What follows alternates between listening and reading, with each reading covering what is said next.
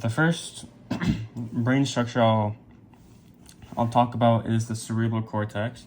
Cerebral cortex is kind of like the outer layer of the brain, and it's like the larger part. It's like the largest part of the brain, and it's responsible for like higher order. It's responsible for like higher order responsibilities and like high complex thinking, such as like thought and like voluntary action. Next would be the frontal lobe, which would be like this blue part.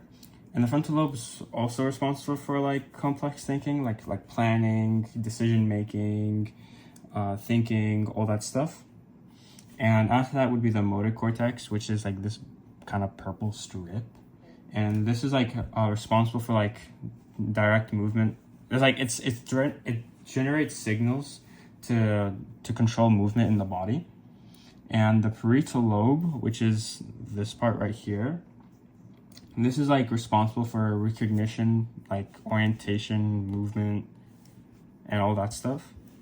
The sensory cortex, which is like this blue strip right here, this is responsible for like gathering information from like your five senses.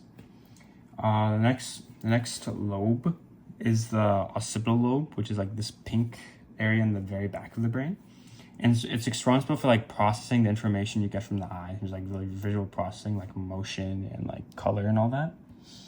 And the next is the cerebellum, which is like this red thing right here.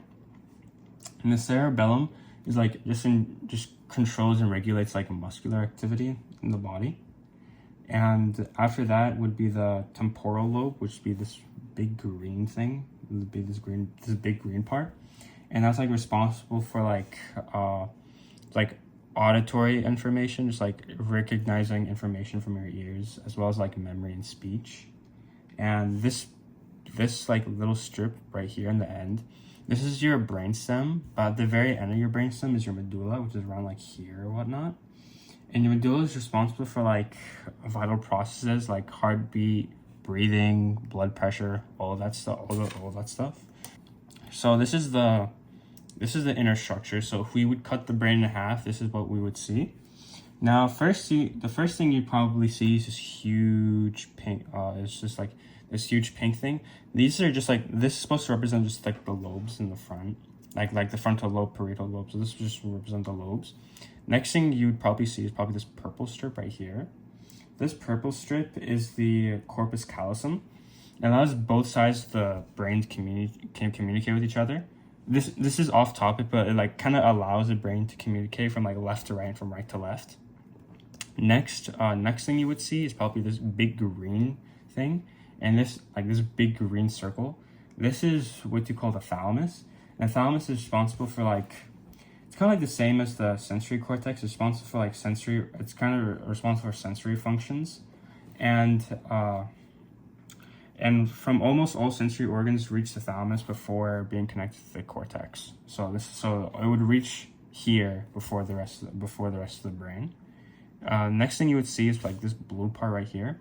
This blue part is the hypothalamus, because like it's like kind of smaller and it's like right below, therefore like hypo. And the hypothalamus is like responsible for like keeping your body in homeostasis, as well as like such as like emotions like thirst and hunger, and like basic like emotions for like necessities. And this purple thing, this light blue thing, this would be your hippocampus.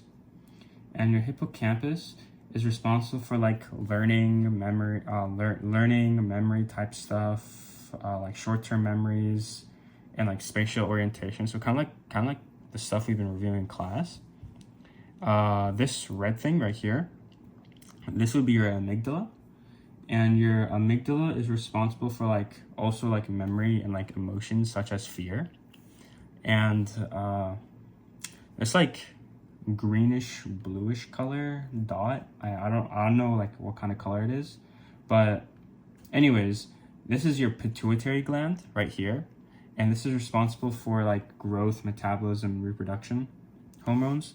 And this thing right here, this would be a reticular formation right around the end of the brainstem. It's responsible for like consciousness, signals such as pain and touch, causing wakefulness. And yeah, it's just responsible for like you being awake and whatnot.